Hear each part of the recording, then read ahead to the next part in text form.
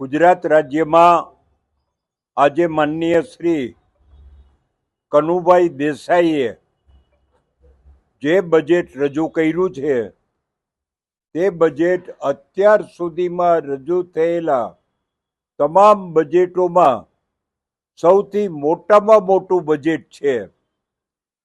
3,32,465 કરોડ રૂપિયાનું આ બજેટ એ બહુ જ જંગી અને વિશાળ બજેટ છે। હંમેશા બજેટ કેટલા રૂપિયાનું છે એ મહત્વનું નથી, પરંતુ બજેટની વિભાગ પ્રમાણેની વહેંચણી એનું મહત્વ વધુ હોય છે। આ બજેટની અંદર સૌથી વધુમાં વધુ રકમ એજ્યુકેશન પાછળ ફાળવેલ છે। લગભગ 55,000 કરોડ રૂપિયા એ શિક્ષણ